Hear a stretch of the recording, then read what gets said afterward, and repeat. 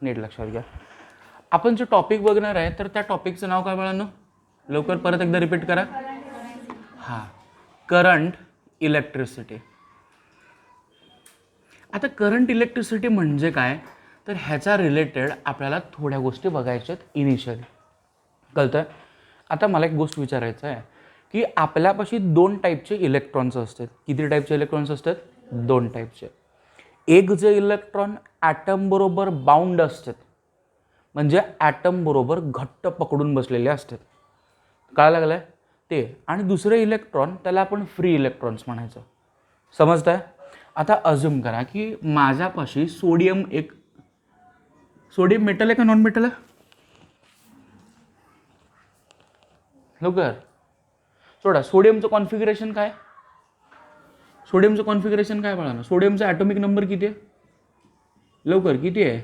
11 आहे. किती आहे? 11. तर ह्याचं कॉन्फिगरेशन आपण 281 असं लिहितो की नाही. आता मला एक गोष्ट सांगा, हे सोडियमचं ॲटम झालं. मग आता मी एक्झाम्पल म्हणून सांगतो, हे एक्झॅक्टली ह्यालाच कन्सिडर करू नका. ह्याच्या पहिल्या ऑर्बिटमध्ये किती इलेक्ट्रॉन्स असतात? दुसऱ्या ऑर्बिटमध्ये किती इलेक्ट्रॉन्स असतात? 8 इलेक्ट्रॉन्स असतात. ओके. आणि शिल्लक राहिलेले इलेक्ट्रॉन कोणतं? तिसऱ्या ऑर्बिटमध्ये 1 इलेक्ट्रॉन्स असतात. ओके. मी काय म्हणतो त्याकडे लक्ष द्या की बघा, आपल्या ॲटममध्ये सगळ्यात आउटरमोस्ट ऑर्बिट जे आहे ना, त्या आउटरमोस्ट ऑर्बिटला काय म्हणायचं? Valence orbit. त्या ऑर्बिटला काय म्हणायचं बाळा? तो व्हॅलन्स ऑर्बिट. मग आपल्याला जे इलेक्ट्रॉन बघायचे ते कुठले इलेक्ट्रॉन्स असणार आहेत? हे व्हॅलन्स इलेक्ट्रॉन. सगळ्यात शेवटच्या ऑर्बिटला काय नाव दिलो आपण? व्हॅलन्स. आणि ऑर्बिटला नाव काय दिलो? Valence orbit. काय लागलं? मराठीमध्ये कक्षा म्हणतो आपण त्याला. ओके. आणि व्हॅलन्स ऑर्बिटमध्ये जे इलेक्ट्रॉन्स आहेत तर त्या इलेक्ट्रॉन्सला आपण काय म्हणायचं? Valence electrons. समजलं?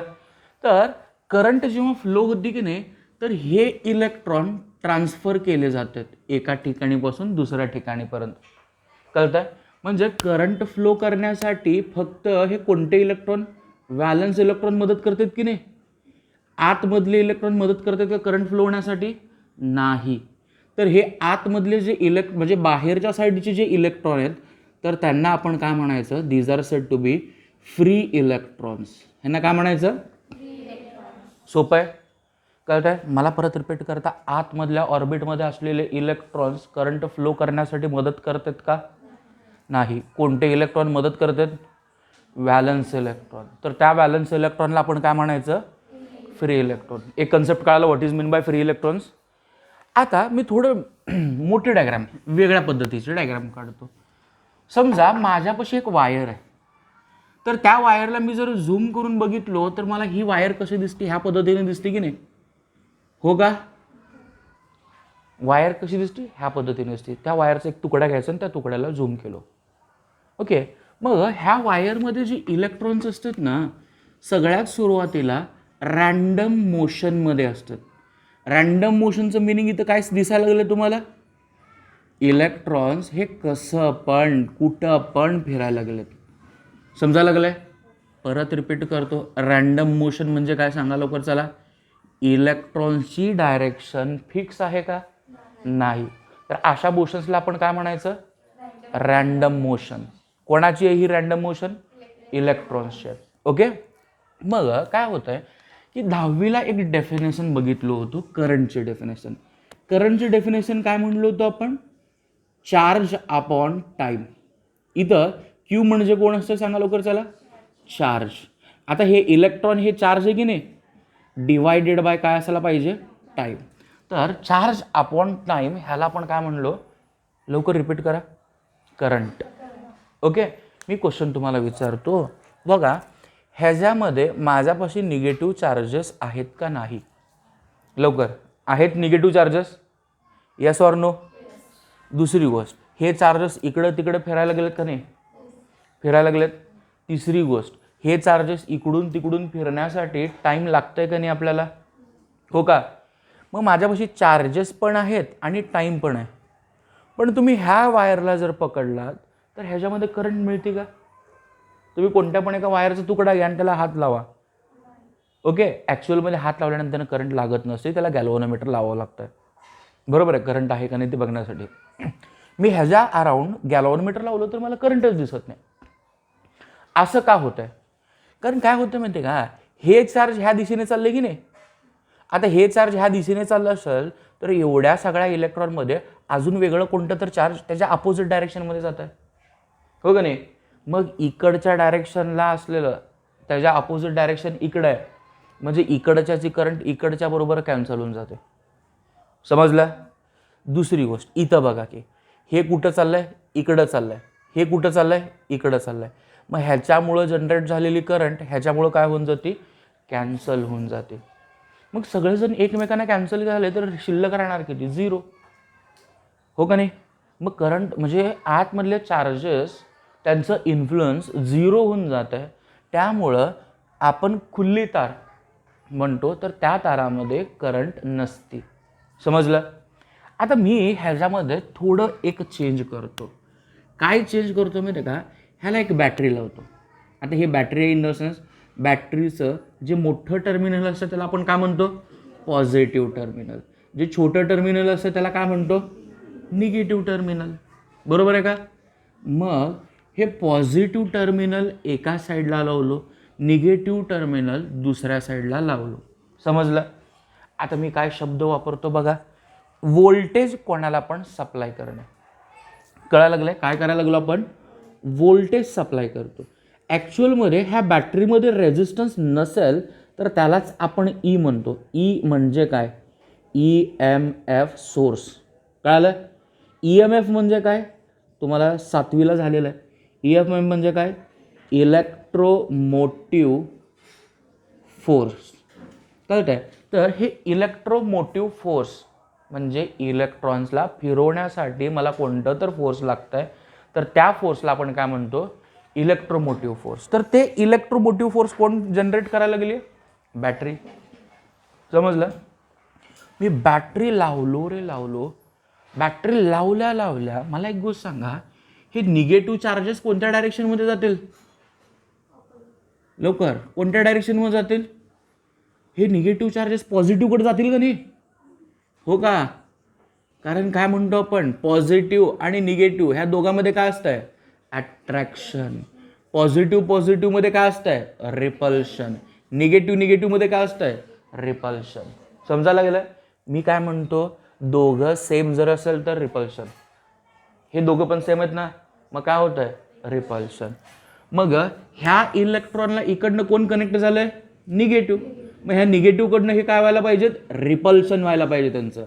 आणि कोणाकडे अट्रॅक्शन व्हायला पाहिजे, हां. मग हे सगळे इलेक्ट्रॉन्स ह्या पॉझिटिव्ह बॅटरीच्या डायरेक्शनमध्ये अलाइन होतात. कळायला लागलंय. मग हे इलेक्ट्रॉन आता सगळेजण एकाच दिशेने चालले का नाही, बरोबर आहे. सगळे इलेक्ट्रॉन कसे चाललेत आता, एकाच डायरेक्शनमध्ये चाललेले आहेत. ओके. मग हे एकमेकांना ते कॅन्सल करणार का, नाही करणार. मगाशी सगळे वेगवेगळ्या डायरेक्शनमध्ये चालले होते त्यामुळे कॅन्सल गेले. आता वेगवेगळ्या डायरेक्शनमध्ये चाललेत का, नाही. कळतं आहे. मग ह्या डेफिनेशननुसार आता अजून एक नवीन डेफिनेशन तयार झाली करंटसाठी. काय लागलं आहे, कोणासाठी डेफिनेशन तयार झाली सांगा लवकर चला, करंटसाठी. मग करंटसाठीची डेफिनेशन काय बघा, नीट लक्षात घ्या. The rate of flow of charge. काय म्हणलो आपण सांगा बाळांनो, what is mean by current, the rate of flow of charge is called as current. Okay. मग आता क्वेश्चन विचारतो, करंटला आपण सिम्बॉल काय देतो, करंटला सिम्बॉल काय देतो, आय म्हणतो की नाही, हे कळालं ना तुम्हाला. हा, करंटला आपण बाळांनो सिम्बॉल काय देतो, आय. आता ह्याला डेफिनेशनमध्ये उतरवायचं कसं ह्याच्याकडे लक्षात घ्या. इट इज गिवन बाय, मी ह्याला कसं म्हणतो त्याकडे जरा नीट लक्षात घ्या. बघा, करंटला आय म्हणतो, कधी पण लक्षात घ्या, रेट म्हणजे काय, टाइम. रेट म्हणजे काय, मग रेट ऑफ म्हणजे इथं खाली टाइम आलं की नाही. मग flow of charges, flow of चार्जेसला मी काय म्हणतो, DQ. समजलं. DQचं मिनिंग काय, change in a charge. DQ म्हणजे काय, चेंज इन चार्ज. तुमच्यापाशी अज्युम करा 100 चार्जेस आहेत. 100 पैकी फक्त 50च फ्लो करायला लागलेत. तर 50लाच पकडणार ना जे फ्लो व्हायला लागले त्यांना, का 100 आहेत म्हणून सगळ्यांनाच पकडतो आपण. समजलं? मला परत एकदा रिपीट करा. What is mean by current? Repeat करा. Rate of flow of charge. Rate म्हणजे काय? टाइम. इथं वरच्या साईडला चार्ज. साधं चार्ज फक्त चार्ज असायला पाहिजे का चेंज इन असायला पाहिजे? Change in. समजायला लागलाय? आता ह्याच डेफिनेशनला मी तुम्हाला विचारतो, अज्युम करा की माझ्यापाशी 5 सेकंद एक आहेत आणि 2 सेकंद एक आहेत. तर what is the change in between them? ह्या दोघांमध्ये चेंज कितीचं आहे? 3चं. कसं काढलात? मोठ्यातनं लहान मायनस केलात. मग इथं मी पण तसं करणार आहे. हे चेंज इन टाईम म्हणजे मी ह्याला T2 मायनस T1 दुसऱ्या टाईममधनं पहिलं टाईम मायनस करणार आहे. इथं कसं दुसरं टाईम मोठं आहे, पहिलं टाईम कसं छोटं आहे. इथं जेव्हा सांगितलं होतं तेव्हा पहिलं टाईम मोठं होतं, त्यामुळे 5 - 2 केलं. कळालं? दुसरी गोष्ट, आता चार्जेसबद्दल बोलू. अजून करा की माझ्यापाशी सुरुवातीला 100 चार्ज आहेत, त्यानंतर माझ्यापाशी चार्ज झाले किती? 70. नाहीतर ह्याच्या उलटं बघू. सुरुवातीला माझ्यापाशी 70 चार्ज आहेत आणि त्यानंतर किती झाले? 100. मग ह्या दोघांमधलं फरक काय? 30. कसं काढलात? लवकर. दुसऱ्यातनं पहिलं मायनस केलात, हो का नाही? मग मी पण इथं तेच करतो. दुसऱ्या चार्जमधनं काय करतो? पहिले नंबर ऑफ चार्जेस मायनस करतो. समजलं? आता ही एक गोष्ट झाली. ही गोष्ट संपल्यानंतर ना आता मला काय काम करायचं आहे? करंट मोजायचं आहे. आपल्याला काय करायचं बाळांनो? लवकर. करंट मोजायचं आहे. मग करंट मोजण्यासाठी आपण करंटचं युनिट वापरायला पाहिजे की नाही, हो का नाही? मग करंट आपण कशामध्ये मोजतो? ए म्हणजे काय? ॲम्पियर. करंट कशामध्ये मोजतो सांगा लवकर चला? ॲम्पियरमध्ये मोजतो. समजलं? आता हे करंट तर झाले. त्यानंतर ना आपल्याला ह्याचे काय काढायचे आहेत माहिती आहे का? डायमेन्शन्स काढायचे आहेत. आपल्यापाशी टोटल किती फंडामेंटल क्वांटिटीज आहेत? 7. कोणते कोणते 7 फंडामेंटल क्वांटिटी आहेत? पहिलं मास, दुसरं लेंथ, तिसरं टाईम, चौथं टेम्परेचर, 5वं करंट, हो का नाही? मग हे फंडामेंटल क्वांटिटीमध्ये असल्यामुळं की मी ह्या ठिकाणी कसं लिहिणार? पहिलं मास आहे का इथं? नाही, 0 म्हणलो. त्यानंतर लेंथ आहे का इथं? नाही, 0 म्हणलो. इथं टाईम आहे का? 0 नाही आहे. अरे बाळांनो, ह्याचं जे कंबाईंड युनिट आहे ना, तर त्यालाच आपण ॲम्पियर म्हणलेलं आहे, हो का नाही? तसं बघायला जर गेलं तर ह्याचं युनिट तयार काय होतं आहे? चार्जेस आपण कशामध्ये मोजतो? कुलममध्ये, हो का नाही? आता टाईम कशामध्ये मोजतो? सेकंद. कळत आहे? इथं कुलम पर सेकंद जे आहे ना, तर त्यालाच आपण ॲम्पियर म्हणलेलं आहे. समजलं आहे? त्या एका गोष्टीमुळं मी करंट ही फंडामेंटल क्वांटिटी असल्यामुळं ह्या ठिकाणी काय म्हणणार? A1. एक तर त्याला असं म्हणा किंवा ह्यालाच वेगळ्या पद्धतीनं तुम्ही लिहू कसं शकताय? ह्याला आपण काय म्हणायचं? It is said to be I1.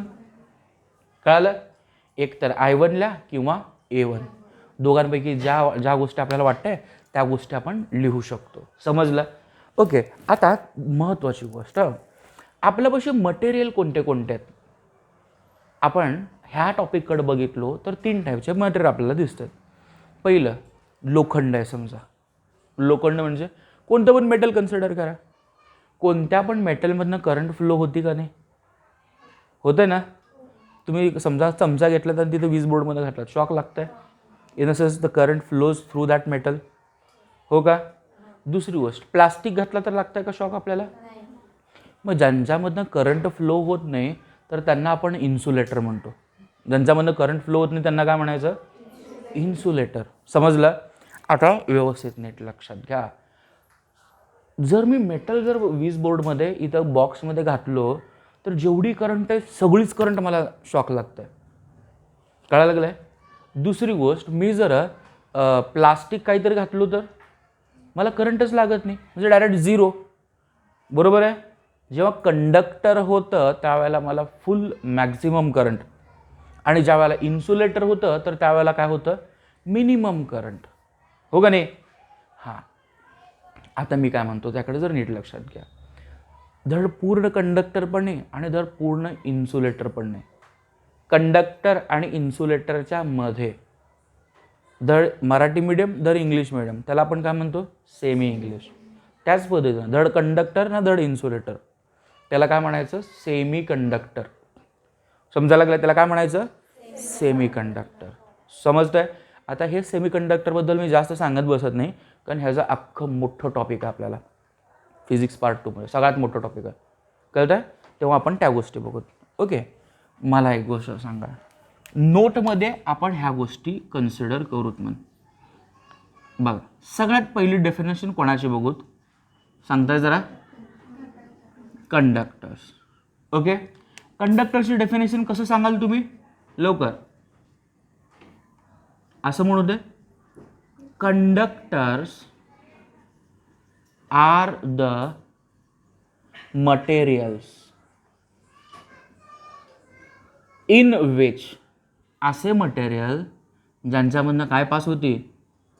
लवकर, करंट पासेस थ्रू इट. त्यालाच मी वेगळ्या शब्दामध्ये इलेक्ट्रिसिटी म्हणतो. Passes through it. समजलं हो का? आता दुसरी डेफिनेशन कोणाची बघायला पाहिजे आपण? इन्सुलेटर बघायचं. समजतंय? आणि एक शब्द अजून म्हणतोय, कंडक्टरमध्ये कंडक्टिव्हिटी हाय असते. समजायला लागलंय? These are having high conductivity. आता कंडक्टिव्हिटी म्हणजे काय? करंट नेण्याची क्षमता. त्याची करंट नेण्याची क्षमता कंडक्टरमध्ये कशी असते? हाय. आता दुसरी महत्त्वाची गोष्ट, आता इन्सुलेटरमध्ये तुम्ही सांगा, इन्सुलेटर म्हणजे काय? लवकर सांगताय? लवकर, fast. What are insulator? Insulators are the materials best in which काय? हां, electricity will not passes through it. बरोबर आहे का? समजलं? तर अशा लोकांना आपण काय म्हणतो? Insulators.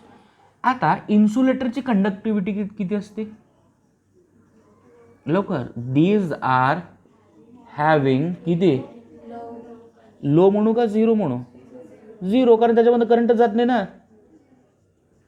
These are having zero conductivity. आता एका शब्दामध्ये इन्सुलेटर्स म्हणजे काय आहे ती एक गोष्ट मला सांगून टाका. सॉरी, सेमी कंडक्टर्स म्हणजे काय ते सांगून टाका लवकर. काय म्हणू? परत सेम मगाशी सारखंच, सेमी कंडक्टर्स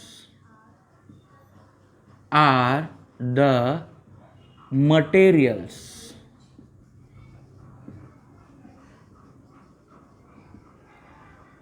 इन विच. सांगताय बाळांनो? काय म्हणू दे? कंडक्टिव्हिटी कशी असायला पाहिजे? Conductivity is in between. लवकर, कोणाच्या मध्ये असायला पाहिजे कंडक्टिव्हिटी? बंद करते. कंडक्टिव्हिटी कोणाच्या मध्ये असायला पाहिजे?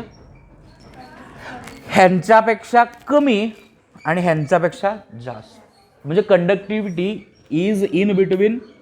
लवकर, कंडक्टर अँड इन्सुलेटर. समजलं? हां, इथंपर्यंत एक बीट झालं. आता पुढचं बीट आपल्याला जे बघायचं ना, तर त्याचं नाव रेझिस्टन्स आहे. कळायला लागलं आहे? बरं, आता मी रेझिस्टन्सबद्दल मी काय म्हणतो, आपल्याला हे डेफिनेशन्स कोण विचारणार नाही आहेत. पण मला पुढं ज्या गोष्टी वापरायच्या त्या सगळ्या गोष्टी ह्यावर डिपेंड आहेत. ओके, जे आपण बीट बघायला लागलो त्याचं नाव काय आता सध्याला? रेझिस्टन्स. ओके, आता मी काय म्हणतो त्याकडे जर नीट लक्षात घ्या. समजा की आपल्यापाशी हे वायरचा एक तुकडा आहे. ओके, ह्या वायरच्या तुकड्यामध्ये हे कोण आहेत? ॲटम्स आहेत. हे कोण आहेत सांगा? ॲटम्स आहेत. ओके, आणि हे ॲटम्स आहेत आणि फ्लो कोण होणार आहेत? इलेक्ट्रॉन्स फ्लो होणार आहेत ना. हां, मग हे इलेक्ट्रॉन फ्लो होत असताना काय करतात, जात असताना त्यांच्या वाटेमध्ये जे ॲटम्स असतात ना, तर त्या ॲटम्सला धडकतात, हो का नाही? आता मी तुम्हाला क्वेश्चन विचारतो, समजा तुम्ही कुठनं तरी पाणी सोडलात, तर त्या पाण्यामध्ये दगड जर टाकलात तर पाणी फास्ट वाहत आहे का सावकाश वाहत आहे? दगड टाकल्यानंतर उलटं फास्ट जात आहे. मग असं असेल तर तुम्ही घराच्या नळामध्ये दगड घाला, पाणी फास्ट येईल. कसं येईल? सावकाश होईल. परत रिपीट करतो, का सावकाश होत आहे? कारण पाण्याला अडथळा निर्माण होतो. मग इथं पण तसंच आहे. आतमध्ये हे इलेक्ट्रॉन्स त्याच्या पाथमध्ये असलेल्या ॲटम्सवर कोलाईड होतात. कोलाईड होणे म्हणजे काय? धडकणे, कोसळणे. समजलं? परत रिपीट करतो, these electrons will collide on the atoms. बरोबर आहे. मग मला एक गोष्ट सांगा, मग इलेक्ट्रॉन फास्ट जातील का स्लो होतील? स्लो होतील की नाही? मग हे मधले वाटेमध्ये असलेले ॲटम्स आपल्याला स्लो करायला लागलेत. स्लो करायला लागलेत म्हणजे काय? आपल्या प्रोसेसला अडथळा आणायला लागलेत, हो का नाही? तर ते जे अडथळा आहे, तर त्या अडथळ्यालाच आपण रेझिस्टन्स असं म्हणतो. ते अडथळा काय म्हणतो? रेझिस्टन्स. समजलं रेझिस्टन्स म्हणजे काय? लवकर. What is mean by resistance? मी सोप्या शब्दामध्ये मराठीमध्ये सांगतो. करंट जात असताना ज्याच्यामधनं करंट चालली आहे त्याचेच ॲटम फ्लो ऑफ करंटला अडथळा आणतात. तर ते जे अडथळा आहे, तर त्या अडथळ्याला आपण काय म्हणतो? रेझिस्टन्स. डिफाईन करा. रेझिस्टन्सला आपण काय म्हणतो रे नॉर्मली? आर म्हणतो की नाही? मला परत एकदा रिपीट करा. What is mean by resistance? लवकर.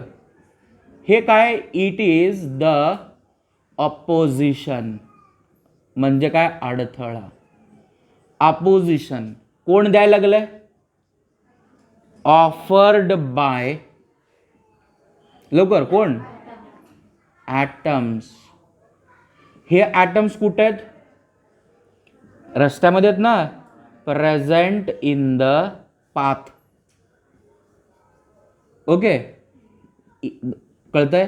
कामा that opposition is called as, ह्या पोझिशनला काय म्हणायचं? Resistance. Is called as resistance. Okay, मला एक गोष्ट सांगा, आपण रेझिस्टन्स कशामध्ये मोजतो? लवकर. 10वीला मोजलात का नाही? तुमची करोना बॅच नाही आहे, सांगा नीट. कोणतं आहे? ओहम. समजलं? कळतंय? आता परत पुढे गेल्यानंतर हे रेझिस्टन्स तर आपल्याला मिळाले. आता रेझिस्टन्स मिळाल्यानंतर ना, आता आपल्याला काय काय बघायचं आहे, थोडंसं व्यवस्थित नीट लक्षात घ्या. म्हणजे ॲक्च्युअलमध्ये 2 टाईपचे मटेरियल्स असतात. आता असे मटेरियल्स जर नीट लक्षात द्या,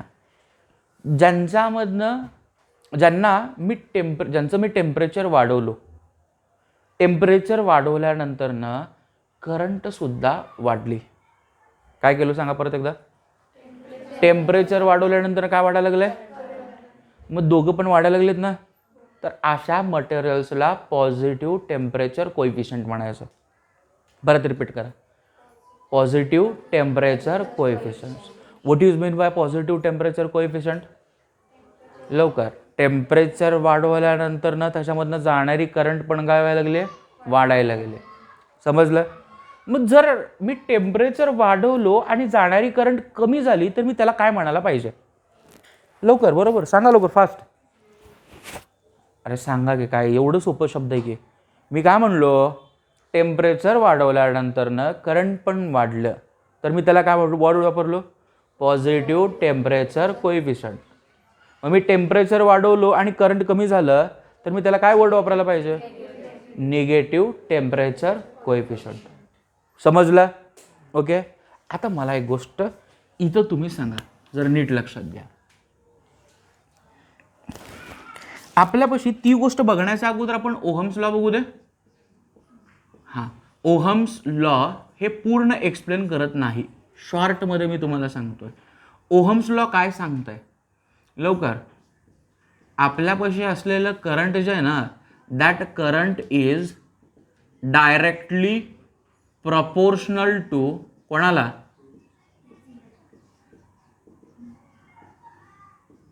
कोणाला डायरेक्टली प्रोपोर्शनल टू असतंय? रेझिस्टन्सला नाही रे, व्होल्टेजला असतंय. कोणाला डायरेक्टली प्रोपोर्शनल असतंय? एक तर असं लिहा किंवा voltage is directly proportional to current असं लिहिलं तरी चालतंय, हो का? मग काय करावं लागतंय, हे प्रपोर्शनॅलिटी साईन मला काढायचं असेल तर मला इथे कॉन्स्टंट घ्यावं लागतंय. कळालं? तर त्या कॉन्स्टंटला मी काय म्हणतो? आर. काय लागलंय? आणि ते जे कॉन्स्टंट आहे तेच रेझिस्टन्स आहे. समजलं? ते कॉन्स्टंट आपल्याला काय देत आहे? रेझिस्टन्स देत आहे. समजलं? मग असं जर असेल बाळांनो, तर आरची व्हॅल्यू मला काय भेटते इथं? V upon I. हे आय इंटू होतं की नाही, इकडे साईडला गेल्यावर काय होईल? Divided by. समजलं बाळांनो? ह्याज अ युनिट काय? नाही तर युनिटची गरजच नाही, कारण मगाशीच बघितलं की नाही, रेझिस्टन्सचं युनिट हे ओहम असतं म्हणून. सोपं आहे. आता मी काय म्हणतो त्याकडे जरा नीट लक्षात घ्या. बघा, नोट म्हणून इथं मी तुम्हाला विचारतो.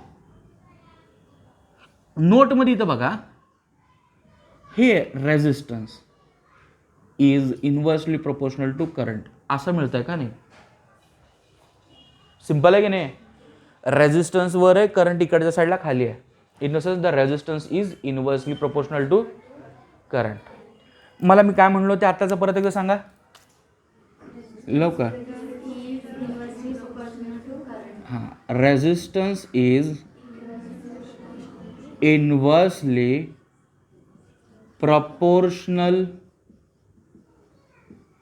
टू कोणाला? करंट. सोपं आहे. आता मला परत पुढची गोष्ट विचारायचं आहे. इन्व्हर्सली प्रपोर्शन म्हणजे काय? समजा एकाला वाढवलं तर दुसरं काय व्हायला पाहिजे? कमी. त्याला इन्व्हर्सली प्रपोर्शन म्हणतो. समजतं ना? की दुसरी गोष्ट, डायरेक्टली प्रपोर्शन म्हणजे काय? एकाला वाढवलं तर दुसरं पण वाढायला पाहिजे, तर त्याला आपण काय म्हणतो? Directly proportion. समजलं? ही गोष्ट लक्षात ठेवायचं आणि मला पुढची गोष्ट सांगायचा. मी तुम्हाला मगाशी हेडिंग काय सांगितलं होतं लवकर? पॉझिटिव्ह लवकर टेम्परेचर कोइफिशियंट्स. ह्याला शॉर्ट फॉर्ममध्ये कसं लिहू दे? PTC. पॉझिटिव्ह टेम्परेचर कोइफिशियंट म्हणजे काय? लवकर, टेम्परेचर वाढवल्यानंतरनं त्याच्यामधलं जाणारी करंट काय असायला पाहिजे? वाढायला पाहिजे. ओके, हो का नाही? निगेटिव्ह टेम्परेचर म्हणजे काय? टेम्परेचर वाढवल्यानंतरनं त्यांच्यामधली जाणारी करंट कमी व्हायला पाहिजे. समजलं? ओके, नाहीतर हे छोटं बिट आहे, ह्याला काय लिहायला नको. दुसरी गोष्ट आपण बघूत, रेझिस्टर्सचे कॉम्बिनेशन्स आपण चेक करूत मला पण. समजलं? ओके, तात्पुरतं एवढं लिहून घेताय का? कसं करताय?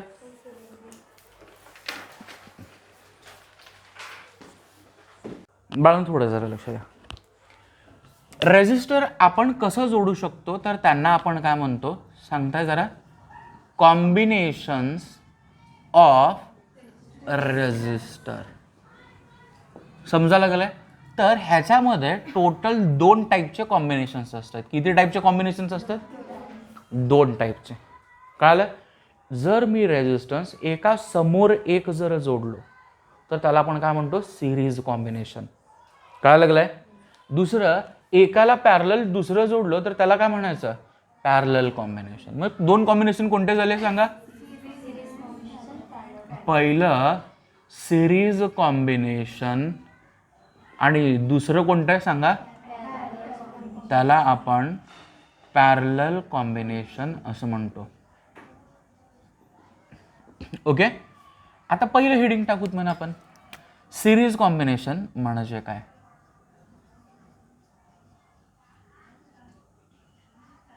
बघा बाळांनो, मी पहिल्यांदा इथं कसं ड्रॉ करतो बघा.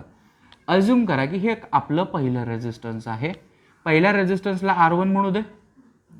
त्यानंतरनं हे दुसरं रेझिस्टन्स आहे, तर दुसऱ्या रेझिस्टन्सला इथं R2 म्हणू दे का? हो का? आता मला सांगा, R1च्या समोरच्या साईडला आपण R2ला कनेक्ट केलं की नाही, समजतंय? तर अशा गोष्टीला आपण काय म्हणायचं, सिरीज कॉम्बिनेशन. ओके, आता फक्त रेझिस्टन्स तर कनेक्ट केलो, तर त्याला काय करायला पाहिजे सांगा अजून आपण लवकर. बॅटरी सप्लाय द्यावं लागायला पाहिजे की नाही, मग त्याच्यामधनं करंट जाईल. बॅटरी सप्लाय तर V म्हणा किंवा E म्हणा, दोन्ही पण चालतंय. त्यानंतर ना बटन लागते की नाही आपल्याला. हां, आपण जुन्या काळामध्ये इथं जे गोष्टी वापरतो की नाही, तर त्याला आपण की म्हणत होतो. समजतंय त्याला काय म्हणत होतो, की. आणि एक दुसरी महत्त्वाची गोष्ट, आपल्याला टॉपिक कसं लिहूया सांगताय लवकर. व्हॅन काय म्हणू दे, वन रेझिस्टर इज कनेक्टेड. कसं कनेक्ट करायला लागलोय, connected to one in front of other. One in front of other म्हणजे काय, एका समोर एक. Then these resistors are said to be काय म्हणायचं, सिरीज कॉम्बिनेशन. ओके, आता सिरीज कॉम्बिनेशन मध्ये असताना आता हे रेझिस्टन्स ह्या रेझिस्टन्सला कनेक्ट केल्यामुळं मला इथून इथंपर्यंत एक टोटल रेझिस्टन्स भेटेल की नाही, हो का नाही. तर जे टोटल रेझिस्टन्स भेटायला लागलंय तर त्याला मी RS म्हणतो. त्याला काय म्हणायचं, what is mean bye RS, तर त्याला टोटल रेझिस्टन्स म्हणतो. कळायला लागलंय. हां, पण वेगळ्या शब्दामध्ये त्याला रिझल्टंट रेझिस्टन्स म्हणायचं. काय म्हणायचं त्याला, रिझल्टंट रेझिस्टन्स. पण रिझल्टंट कोणाचं, सिरीजचं आहे का पॅरललचं आहे, सिरीजचं. कळायला लागलंय. किंवा वेगळ्या शब्दामध्ये तुम्ही त्याला सिरीज रेझिस्टन्स म्हटलं तरी चालतंय, हो का. हां, मग ह्याचे काही कंडिशन्स झाले, थोडं लक्षात घ्या. पहिलं, व्हॅन R1 अँड R2 हे सिरीजमध्ये, आर इन सिरीज. मग हे R1 आणि R2 सिरीजमध्ये असेल तर मला सिरीज रेझिस्टन्स जर काढायचं असेल तर सोप्या शब्दामध्ये मी फक्त ह्या दोघांचं ॲडिशन करून मोकळो होतो. ह्या दोघांचं ॲडिशन केल्यानंतर ना मला जे भेटतंय तर त्या रेझिस्टन्सला आपण ह्या रेझिस्टन्सला काय म्हणलो होतं सांगा लवकर चला, सिरीज रेझिस्टन्स म्हणजेच टोटल रेझिस्टन्स. कळालं. ओके, आता दुसरी गोष्ट, माझ्यापाशी 3 रेझिस्टन्स आहेत आता सध्याला. When R1, R2 and R3 हे कसे कनेक्ट करायला गेलो, आर इन सिरीज. मग असं असेल तर माझ्यापाशी सिरीज रेझिस्टन्स मला काय भेटेल, फक्त ॲडिशन करायचं, R1 प्लस R2 प्लस. सोपं आहे. आता मी काय करतो, व्हेन n नंबर ऑफ कोणतं रेझिस्टन्सेस, कोणतं रेझिस्टन्स R इज कनेक्टेड. कसं कनेक्ट केलं, इन सिरीज. बाळांनो, मी n नंबर ऑफ रेझिस्टन्स मी जर सिरीजमध्ये कनेक्ट जर केलो तर मी R प्लस असं किती वेळा करत बसावं लागेल, n टाईम करावं लागेल की नाही. मग मला एक गोष्ट तुम्ही सांगा की मी x 2 वेळा ॲड केलो तर मला व्हॅल्यू किती मिळते, 2x. मी x 3 वेळा ॲड केलो तर मला किती भेटतंय, x 4 वेळा ॲड केल्यावर किती मिळतंय, 4x. मग x n वेळा ॲड केलो तर nx. त्याच पद्धतीनं R n वेळा ॲड केल्यानंतर ना मला इथं व्हॅल्यू काय यायला पाहिजे, nr, हो का नाही. x n वेळा ॲड केलं तर मला nx मिळतं. मग त्याच पद्धतीनं R n वेळा ॲड करा तुम्हाला nr मिळेल. सोपं आहे. आता हे रेझिस्टन्सेस तुम्हाला काय काम करायचं आहे, पॅरललमध्ये कन्वर्ट करायचं. समजा लागलं. आता पॅरललमध्ये म्हणजे कसं, ह्याला स्पेसिफिक कंडिशन आहे. हा, तुम्हाला दिसलं की लगेच पॅरलल आपण समजून जातो आणि आपण तिथंच फसतो. कळायला लागलंय. पॅरलल म्हणजे कंडिशन काय हे लक्षात घ्या, नाहीतर अजून एक इथं एक नोट एक देतो तुम्हाला, नीट लक्षात घ्या. हे पहिलं रेझिस्टन्स आहे की नाही, पहिल्या रेझिस्टन्सच्या अक्रॉस जे व्होल्टेज मिळतंय तर त्याला मी काय म्हणतो V1. दुसऱ्या रेझिस्टन्सच्या अक्रॉस जे व्होल्टेज ड्रॉप होत आहे तर त्याला मी काय म्हणू दे V2. तुम्ही जेवढं व्होल्टेज द्यायला लागला त्याच्यापैकी थोडं व्होल्टेज हे खात आहे, शिल्लक राहिलेलं व्होल्टेज कोण खात आहे हे. कळालं की नाही. मग इथं V1 आणि V2 सेमच असतील का? सेम असतील का? नाही. कारण रेझिस्टन्स R1 ची कॅपॅसिटी केवढी आहे तेवढं व्होल्टेज ते गेन करत आहे, R2 जेवढं आहे तेवढं व्होल्टेज ते हे करत आहे. म्हणजे value of the voltage same का वेगवेगळे? वेगवेगळे. समजायला लागलाय. मग मी इथं नोटमध्ये काय म्हणू दे लवकर, in series combination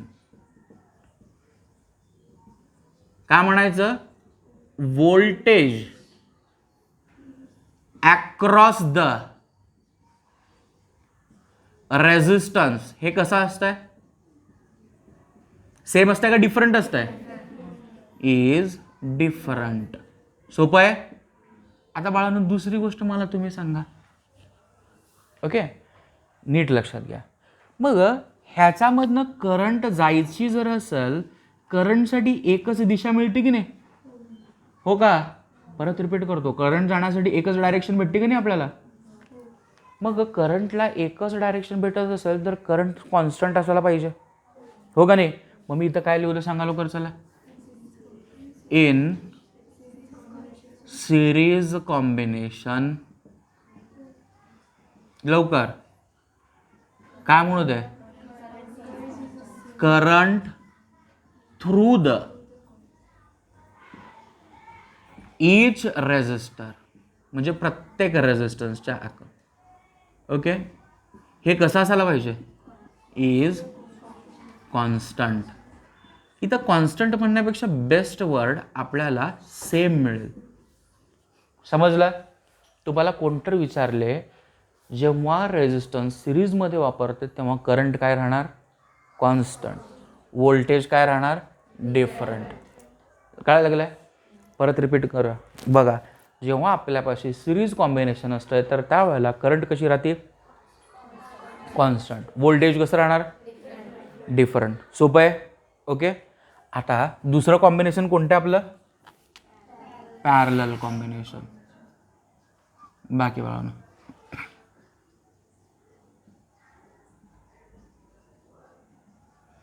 parallel combination नीट लक्षात घ्या.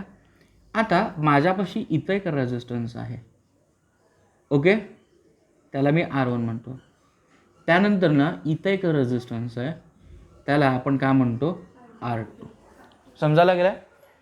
तर एका रेझिस्टन्सला किती बाजू आहेत, दोन बाजू आहेत ना, इकडची एक बाजू, इकडची एक बाजू.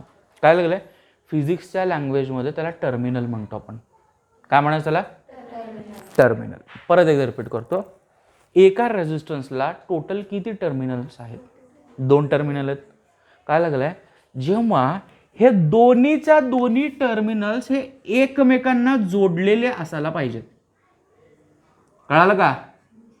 ह्याचं एक टर्मिनल दुसऱ्याच्या एका टर्मिनलला, ह्याचं दुसरं टर्मिनल दुसऱ्याच्या दुसऱ्या टर्मिनलला जोडलेलं असायला पाहिजे.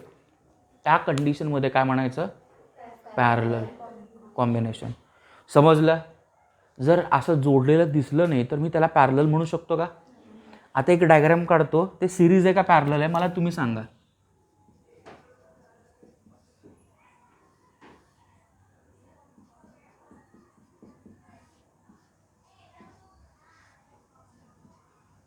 हे सिरीज आहे का पॅरलल आहे, लवकर. कसं आहे, सिरीज आहे. सिंपल लॉजिक आहे. मी मगाशीच काय म्हणलो तुम्हाला, ह्या रेझिस्टन्सचं एक टर्मिनल ह्या रेझिस्टन्सच्या एका टर्मिनलला जोडलं गेलं का नाही, यस. मग इथं पण तसंच होत होतं, ह्या रेझिस्टन्सचं एक टर्मिनल दुसऱ्या रेझिस्टन्सच्या एका टर्मिनल जोडलं गेलं का नाही, यस. पण ह्या रेझिस्टन्सचं दुसरं टर्मिनल ह्या रेझिस्टन्सच्या दुसऱ्या टर्मिनलला जोडलं गेलं का. मग हे पॅरलल म्हणायला पाहिजे का, मग काय म्हणायला पाहिजे. मग ह्याचं एक टर्मिनल कोणाला जोडलं झालंय, बॅटरीला. ह्याचं एक टर्मिनल कोणाला जोडलं झालंय, बॅटरीला. मग इथं पण तेच आहे की नाही. ह्याचं एक टर्मिनल कोणाला जोडलं गेलंय, बॅटरीला. ह्याचं एक टर्मिनल कोणाला जोडलं गेलंय. समजलंय? कळतंय? मग ते कोण झालं, सिरीज झालं का पॅरलल? मग दिसताना रेझिस्टन्स पॅरलल असतील तर ते पॅरलल समजून घ्यायचं का? नाही. मग त्यासाठी मी डोक्यामध्ये काय ठेवायला सांगितलं? लवकर, टर्मिनल एकमेकांना कनेक्टेड पाहिजेत. कळालं? दुसरी महत्त्वाची गोष्ट, ह्याच्यामध्ये करंटला जाण्यासाठी किती पाथ होते? एकच आहे ना रस्ता, त्याला पाथ म्हणजे रस्ता, एकच रस्ता आहे की नाही? त्याच्यामध्ये बघा भाऊ, करंट जाण्यासाठी किती रस्ते आहेत? एकच आहे. In this these are in series. Okay, बघा मी इथं काय म्हणतो सांगा लवकर. चला, मी पॅरलल असताना डेफिनेशन कसं लिहितो बघा, जर नीट लक्षात घ्या. When resistances are connected one about the other, एकावर एक. कळायला लागलंय? One about the other. फक्त एवढंच चालेल का? मग तिथं पण वन अबाउट द अदरच आहे की, चालते का? मग अजून एक्स्ट्रामध्ये काय म्हणू? अँड बोथ द, म्हणजे दोन्ही terminal, both the terminal are connected. हो का नाही? देन सांगा, रेजिस्टन्सेस, किंवा रेजिस्टन्सेस म्हणण्यापेक्षा resistors are said to be कशामध्ये? In parallel combination. सोपं आहे? आता ह्याला आपला सर्किट डायग्राम म्हणतो आपण. सर्किट डायग्रामला काय लावायचं आता? बॅटरी. बॅटरी नंतर अजून काय लावायचं असतं? की. हो का? समजलं? आता इथं बघा, करंट इथनं चालली की नाही? मग करंट ही इथनं अशी झाली, इकडं थोडं करंट जाईल, इकडं थोडं करंट जाईल का नाही? मग ह्या ठिकाणी मला सांगा, ह्याच्यामध्ये जेवढं करंट चालली तेवढीच ह्याच्यामधनं जाणार आहे का? आहे का? समजा तुम्ही एका पाईपला दोन नळ लावलात. इथं एक नळ आहे आणि दुसरं नळ ह्या ठिकाणी. ह्या नळामधनं जेवढं पाणी चाललंय ह्या नळामधनं पण तेवढं चाललंय का? बरोबर आहे की नाही? कशावर डिपेंड आहे? त्या पाईपच्या साईजवर डिपेंड. मग इथं पण तसंच आहे, ह्या रेझिस्टन्सवर डिपेंड आहे कोणामधनं किती करंट जाणार आहे. मला काय म्हणायचं होतं, पॅरललमध्ये जर रेझिस्टन्स लावलात करंट सेम मिळेल का? नाही, नाही मिळणार. हो का नाही? आता मला सांगा, ही बॅटरी तुम्ही ह्या रेझिस्टन्सच्या दोन टर्मिनलला कनेक्ट केले का नाही? हीच बॅटरी ह्या रेझिस्टन्सच्या पण त्याच दोन टर्मिनलला कनेक्टेड आहे. हो का? त्या एका गोष्टीमुळं व्होल्टेज सेम येणार. कळालं? परत एकदा रिपीट करतो. इथं व्होल्टेज सेम काय लागलंय तुम्ही मला सांगा लवकर.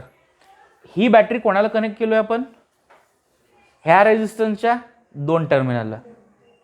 त्याच दोन टर्मिनलला हीच बॅटरी कनेक्टेड आहे ना? हो का नाही? मग बॅटरी दोघांसाठी सेम आहे का नाही? इथं सेम होती का? नाही. कळालं की नाही? मग त्या एका गोष्टीमुळे मी ह्याला काय म्हणायला पाहिजे सांगा लवकर. चला, व्होल्टेज सेम राहणार पण करंट वेगळी, डिफरंट. समजलं? बरं, आता पहिल्यांदा नोट लिहून घेऊ, त्यानंतर त्यांचं सिरीज गोष्टी बघत बसू आपण. ओके, चला मला नोट सांगा. आता शॉर्टमध्ये नोट सांगा मला. काय म्हणू दे नोट? इन लवकर पॅरलल कॉम्बिनेशन. हा, voltage across the resistance is same. दुसरं सांगा मला लवकर. In parallel combination. काय म्हणू ते बाळांनो? Current through the each resistance is different. Okay, मी तिसरी एक नोट देतो, त्याच्यावर थोडं विचार करा. आता मी तुम्हाला इथं क्वेश्चन विचारतो. समजा इथं एक पाईप आहे. ओके, हे पाईप इकडचं वरचं जेवढं पाईप आहे तेवढंच खालचं आहे.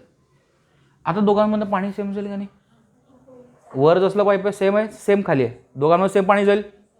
मला इथं तेच म्हणायचं आहे, हे दोन्ही रेझिस्टन्स सेम असेल तर सेम करंट जाणार. कळालं?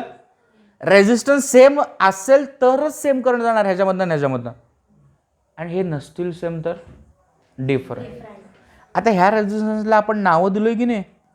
मग नावं दिलोय त्यामुळं रेझिस्टन्स वेगळे झाले. रेझिस्टन्स वेगळे तर करंट पण वेगळे. समजलं? बर. आता मला तिथं काय लिहू सांगा लवकर. चला, इफ R1 आणि R2 दोघं जण इक्वल टू असतील देन काय म्हणू दे, same current passes through it. त्याच्यामधनं सेम करंट जाते की नाही? आता इथं पण मला तुम्ही सांगा, R1ची आणि R2ची व्हॅल्यू सेम जर असेल तर हे दोघं मिळालेलं व्होल्टेज निम्म निम्म वाटून घेतात का नाही? हो का नाही? कारण रेझिस्टन्स सेम असेल तर घेणार पण सेमच. समजलं? मग मी काय म्हणू दे तर तिसरं सांगताय काय म्हणू दे, if R1 equal to R2 तेव्हाच देन लवकर व्होल्टेज अक्रॉस इट इज कसा असायला पाहिजे? पण ह्याला कंडिशन काय?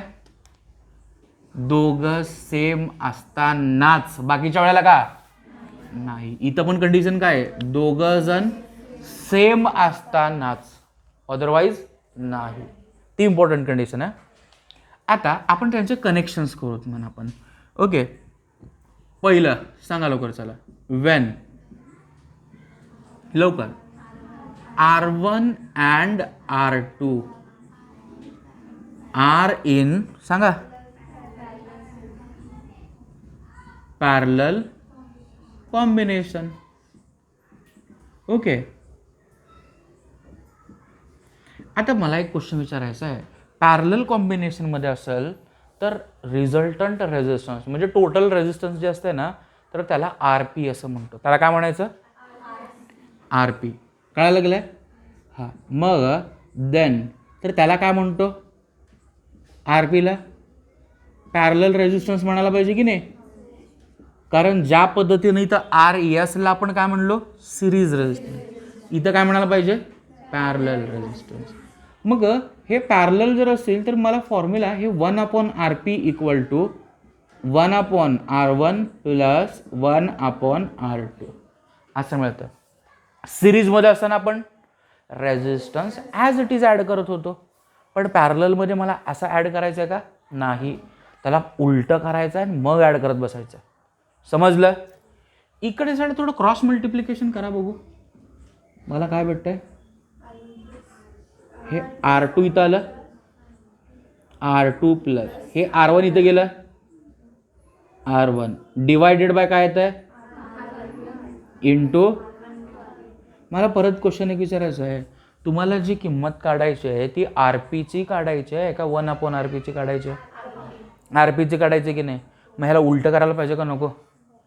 मग ह्याला मी उलटं जर केलो तर मग इकडची बाजू पण उलटं करावं लागेल मला. मग काय मिळेल इथं? R1 into R2 divided bye R2 plus R1 म्हणजेच R1 प्लस R2. करेक्ट आहे का नाही? बरं, माझ्यापाशी किती रेझिस्टन्स होते? किती रेझिस्टन्स होते? 2. हे 2 कसं जोडलो? पॅरलल. पॅरललमध्ये जोडलं नंतर न पॅरलल रेझिस्टन्सचा फॉर्म्युला काय मिळालं? 2 रेझिस्टन्सचं प्रोडक्ट डिवायडेड बाय त्या दोघांचं ॲडिशन. फॉर्म्युला काय? RP equal to R1 into R2 divided by R1 plus R2. आता मला हे 2 जसं जोडलं ना, तर त्याच पद्धतीनं आपल्याला काय करायचं आता? 3 लोकांना जोडायचं. समजलं? मला तुम्ही सांगा ह्याला कनेक्शन कसं करायला पाहिजे.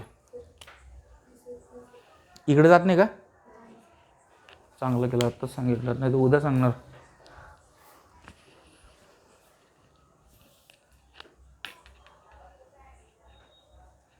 एक खालचं पण दिसत नव्हतं.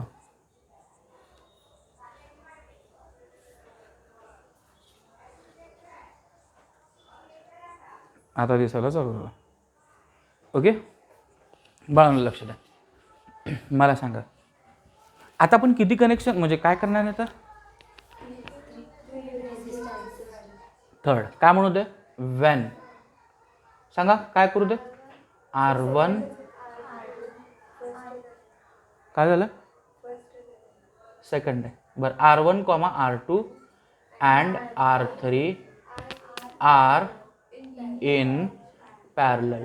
बाळांनो हे पॅरललमध्ये जर असेल तर आपण फॉर्म्युला काय वापरतो? 1/RP equal to 1/R1 plus R2 plus 1/. समजलं? आता काय करायचं आपल्याला? Cross multiply. समजलं? आता क्रॉस मल्टिप्लिकेशन मी कसं करतो त्याकडे लक्ष देत आहे जरा. बघा हे डिनॉमिनेटर, डिनॉमिनेटरमध्ये ह्या तिघांचं मल्टिप्लिकेशन होतं. हे तर फिक्स आहे का?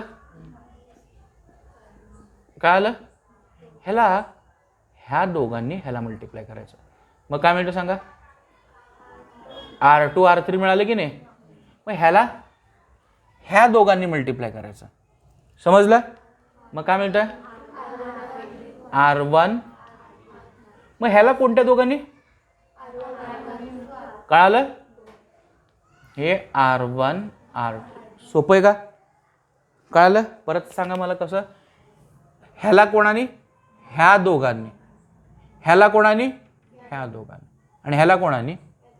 समजलं? असं मल्टिप्लाय. मला 1/RP काढायचं का फक्त RP? RP. काय फॉर्म्युला मिळतं? हे खालचं वर जाईल की नाही आता? काय मिळेल सांगा?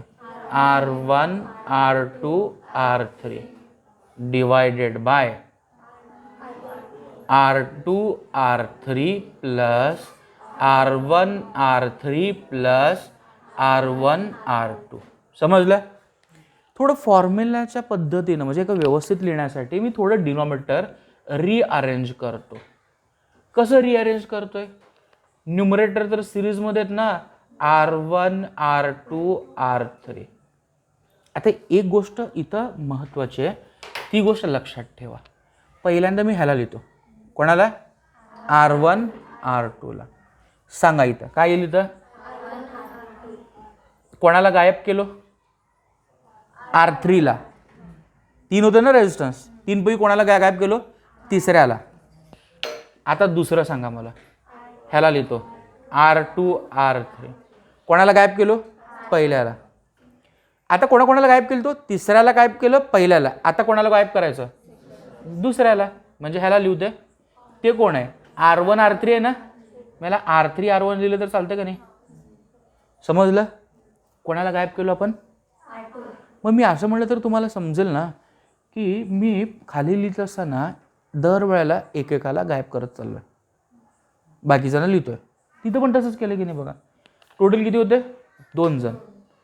हो की नाही? ह्याला लिहित असं ना दुसऱ्याला गायब केलं, ह्याला लिहित असं ना पहिल्याला गायब केलं. दोघं लोकच होते त्यामुळे अजून पुढे काय मिळालं का? इथं 3 लोक होते त्यामुळे 3 कॉम्बिनेशन मिळाले खाली. समजलं? आता माझ्यापाशी n नंबर ऑफ रेजिस्टन्स असतील तर कसं लिहू दे? व्हॅन लवकर R1, R2, असं करत करत Rn नंबर किंवा R इन पॅरलल. मग असं जर असेल तर मला RPची व्हॅल्यू काय? मी शब्दशः कसं विचारतो? शब्दांकडं लक्षात घ्या. सुरुवातीला तुमच्यापाशी किती रेजिस्टन्स होते? 2.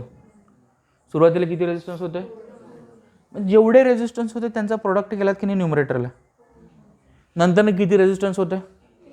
नंतर जेवढे लोक होते त्यांचं प्रोडक्ट केलात का नाही तुम्ही? मग आता जेवढे रेजिस्टन्स असेल त्यांचं न्यूमरेटरला प्रोडक्ट करायला पाहिजे का नको? मग किती रेजिस्टन्स आहेत?